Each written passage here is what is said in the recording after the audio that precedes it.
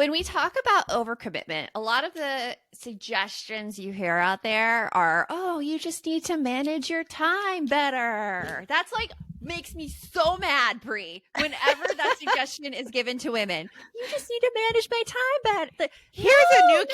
calendar. This Here's a new calendar will help. calendar. Here's a new planner. Here, this will help you. Here's my daily routine. And here's what you should do each start of the day. It's just like, blah. And we're not saying that, you can't find a new system, but a lot of times it's more than just your planner. It's a lot more than that. It's a lot more, especially when you're dealing with the day-to-day, and like for both you and me both, like we both struggle with ADHD. Yep. We both like have shiny object syndrome. Yep. And it is incredibly hard to follow a daily routine without wanting to like jump out of your body and like go running down the street. Like it's like the most crazy thing. And I'm going to add that having had the majority of my life, the majority of my career life where I worked in an office setting, and then now I'm doing an at-home thing. First of all, just to be clear, I love working at home. It gives me so much more flexibility. And it's great with the whole, like, I'm now no longer like supposed to be somewhere at 8:00 and I'm leaving my house at 8:05, still trying to make it there by 8. So it helps a lot with that. But it is definitely hard to maintain that focus too, and keeping those hard-fed boundaries when you have things that kind of eke into it. Like, because again, like from working from home, you constantly see all the other things that you could be doing because you're here. And you're stuck also if you work from home with all of the home maintenance stuff, because that's what I'm talking about, right? He tries to take it over. He really does. Like, and it's not his fault, but it comes down to like the logistics of things. He's like, I would schedule this, but I don't know when you're recording a podcast. I don't know when you're going to be busy. I don't know what's the best time for people to come over. And I'm like, yeah, you're totally right. It's kind of on me because I have the house as my workspace. And that makes it incredibly hard. And when you do that, when you work from home, it's easy to say yes to all the home related stuff, but yes to all the work related stuff. And then your brain feels like it's going to explode. Because it is. Because it is. It is. It was evolutionary. Like, looking at evolution, it was not made to process that much shit at once. It was not. So it's almost like you do need something outside your brain that you can refer to.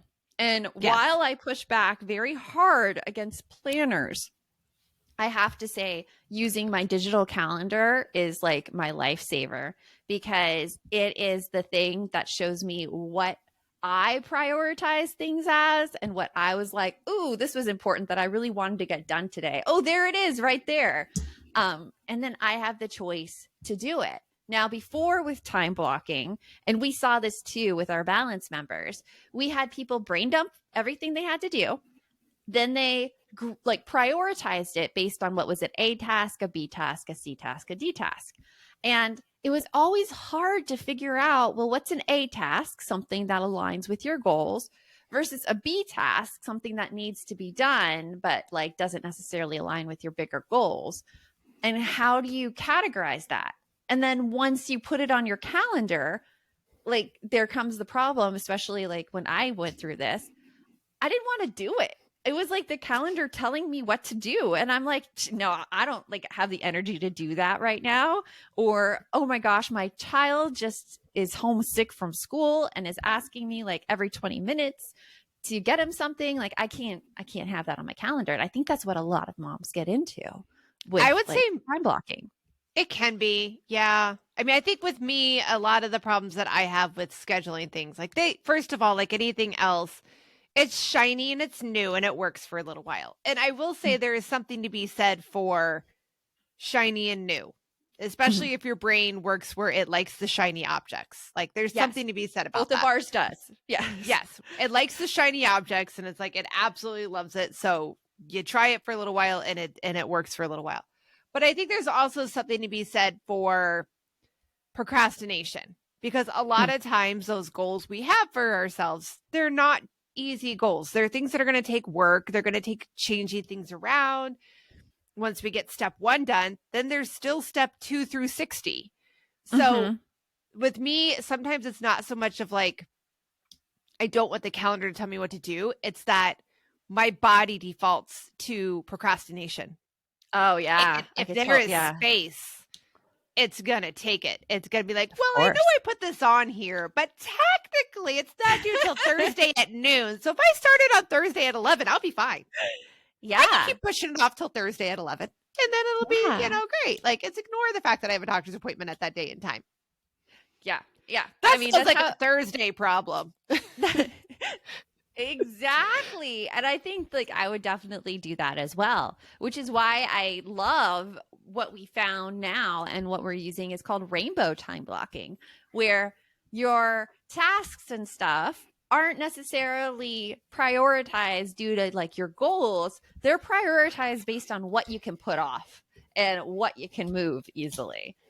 Because it still goes through the same process, still brain dump everything, still categorize it. But now instead, like it starts with red, where you have your A tasks, which are your appointments. Those are things with other people that you can't move easily. Like it really takes some coordination to move it. Probably better off keeping that one and not having to move it. Well, that keeps your brain from doing the whole, that's a Thursday problem. That's a Thursday problem, yeah. It gives you the ability to look at it and be like, oh, no, that can't be a Thursday problem because then that affects XYZ. Yeah. B tasks are bottlenecks, and I make those pink. And those tell me, hey, if you don't do this task, it's going to hold up someone else from doing their task, or it's going to hold up something you want down the road. It's a bottleneck. So that's helped me get things done really well. Cause here at No Guilt Mom, like I write the newsletter copy, which is just like the little hello, but then, like Bree comes in and puts in images, and then Christina comes in and formats it and copy edits it to make sure like we don't have horrible typos, as well as like putting things that need to be done. If I don't write that, that puts everybody else off and puts more work on me. So that's a bottleneck task, and that's a pink task on my calendar. And that really helps me get it done when I see that pink.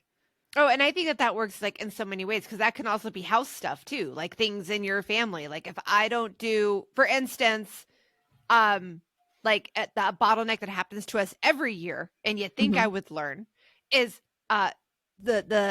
shoot, I'm like, the words are escaping my brain at this moment. Physicals, because my son has to get a physical before he starts band camp. Band camp is always the same day. It's always July 5th, always when it starts. But if I don't schedule the physical, then we don't get the appointment in time. Yeah. And then he doesn't get his form signed, and then he can't participate in band camp. Now, granted, some would argue that my son is in high school. He is perfectly capable of calling and making his own doctor's appointment.